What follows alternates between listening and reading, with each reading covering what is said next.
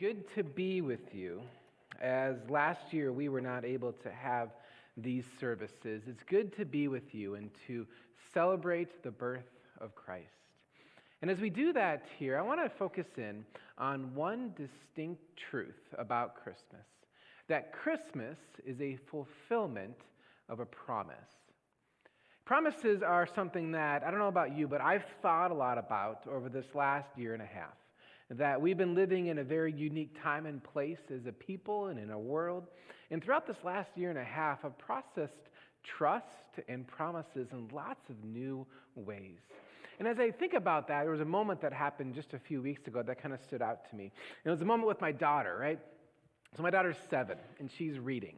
And one of the things I'm learning is that as we're driving down the road, she looks out the window and she can start reading things like billboard signs, which is all sorts of interesting, right? As you try to teach your 7-year-old what the billboards say. And so we were having a lot of interesting conversations, and we had an interesting conversation a few weeks ago. As we were driving past a car dealership, it said the word S-A-L-E. And she said, Daddy, there's a sale. What's a sale? Well, I told her, a sale is when, there's a certain price for a product, right? And then it's less than that. A sale is when that cost is less. And so she said, oh, Daddy, well, that car dealership's having a sale. Let's go over there and we can go buy a new car, right? Because it's a good price. It's a sale. And I'm like, how in the world do I teach my 7-year-old that a car dealership's always having a sale? And really, it's probably not that good of a price. Like broken promises, right? Like it's hard to distinguish those kinds of things in our world. Around Christmas, right? They advertise everything in the world to us, saying that it will fix every last need that we have, that it'll regrow our hair, that it'll do all these things, right? And so oftentimes that will not really do what they say that it will do. And when we think about promises, right, just check the weather forecast and be like, right, how are they really doing? We can understand that this is oftentimes how the world works. But trust is an essential thing within our world for us to be able to trust people. We are people of relationships, and relationships require trust. Scientists tell us that babies, when they're just newborns, that they need to build trust within their relationships with their caretakers. Without it, then they'll suffer the rest of their lives not being able to bond with people. That even as a newborn, right when we're born, we need to bond with our parents or our caretakers. And that bond continues throughout our life. That we have relationships that we trust with people, that we are in relationships with our parents, with our friends, with our family, with our extended people that we know. That these kinds of relationships, that this kind of trust is essential for all of us. And especially over this last year and a half, being in the midst of a pandemic, we have had a lot of promises that have been broken. You remember back right when it began that they said, in 2 weeks we'll flatten the curve, right? And we'll be done with this, right? And they didn't know. I don't blame them. It's hard for them to figure it all out. But over the last year and a half, we've had a lot of messages. The media has played it up how they always play it up. There's been politics, and it has been a challenging year and a half. We feel very divided. It feels like at times we've been betrayed by various entities and at times by various groups. And so tonight, as we come here to reflect on Christmas, I want us to stop and to think about to whom it is that we can truly trust in our life. And talk about how the Christmas story is one story, has one element to it that is a promise fulfilled. I'm going to be looking at a passage from the book of Isaiah, chapter 7, verse 14.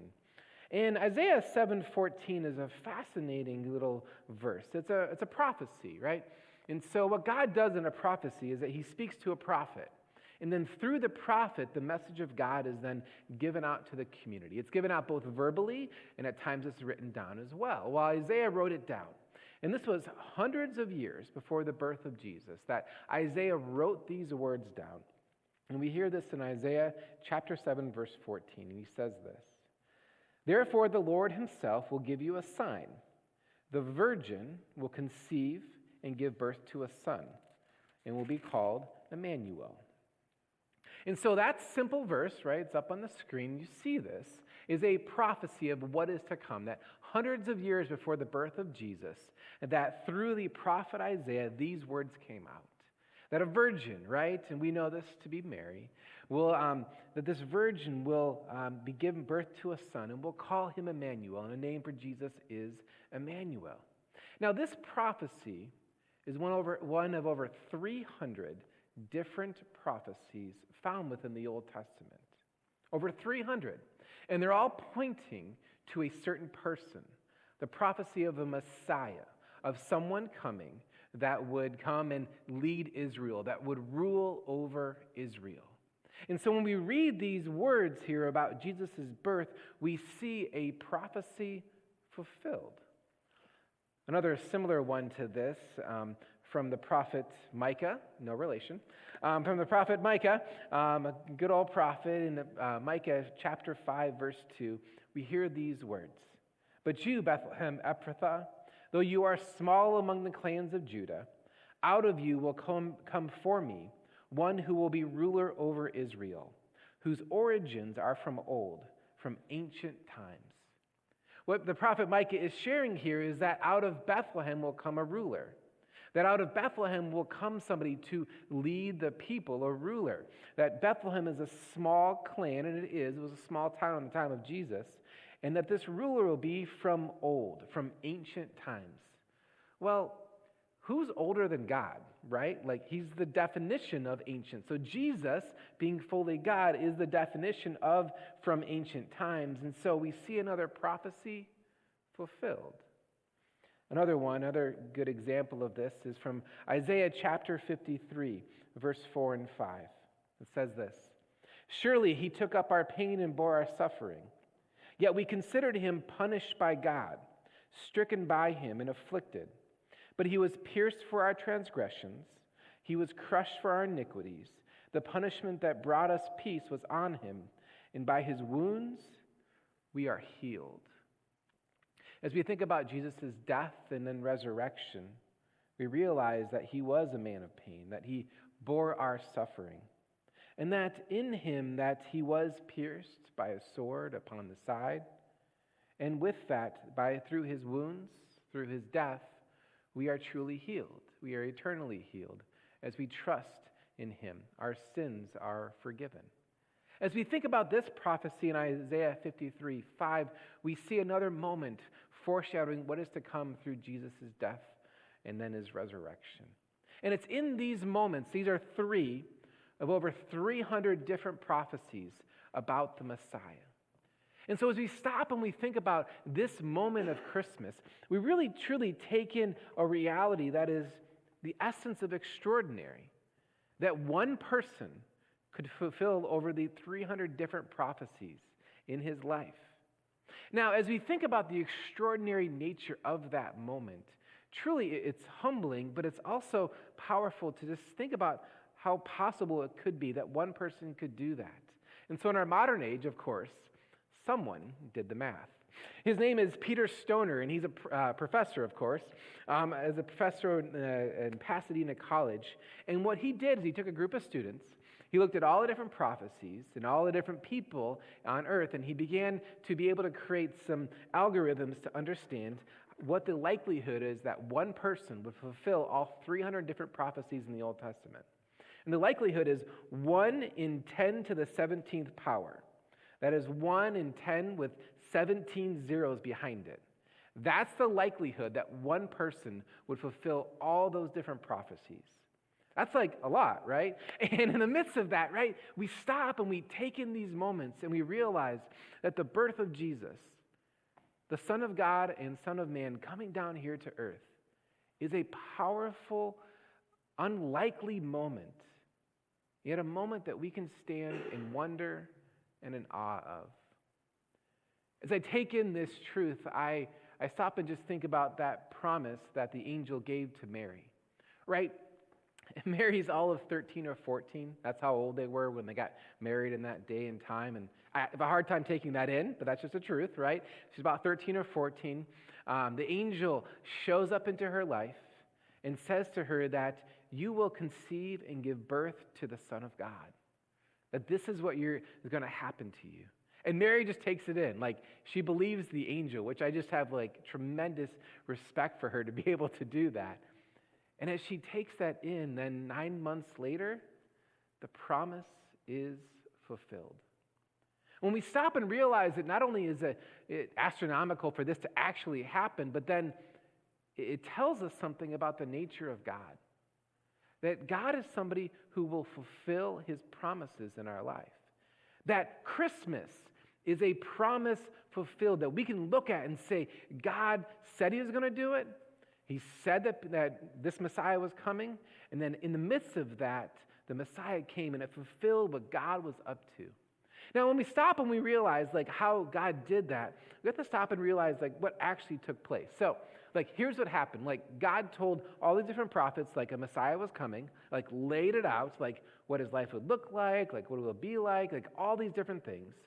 And at the right time and at the right moment, God didn't like pick somebody out that would fulfill all those prophecies. That God said, I'm going to come down there. I'm going to break the veil between heaven and earth, and I am going to show up. That God fully came down here to earth to be with us. In Isaiah 7:14, it says that he was Emmanuel, which means God was with us. God with us. That God was here fully and completely.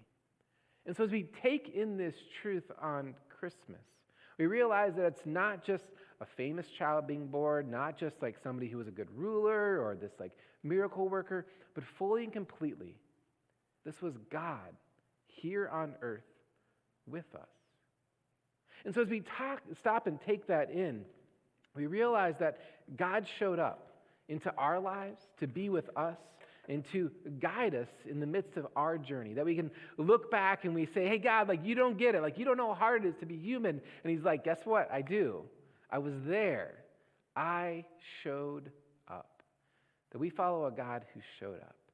And oftentimes I've learned in my life that showing up is very overlooked. I remember when I helped officiate my very first funeral. I was, I think, 26. I was wet behind the ear, and I had no idea what I was doing. And I went to this family, and they had one of those broken, hard moments.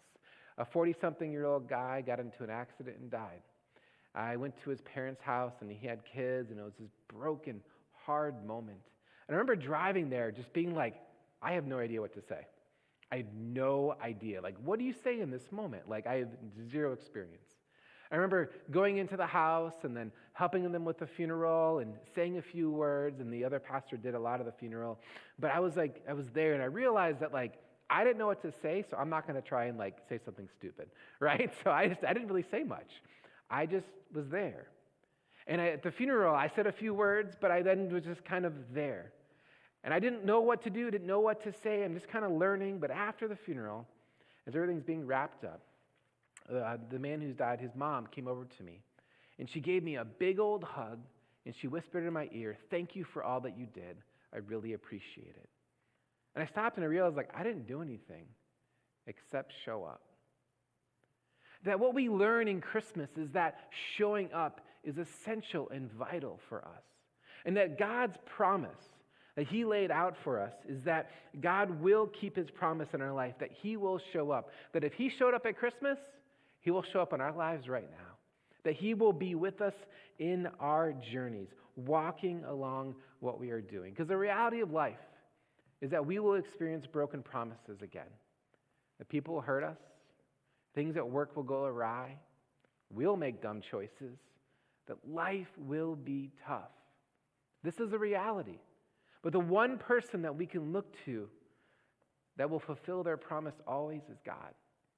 That he will be there. And that he will walk alongside of us.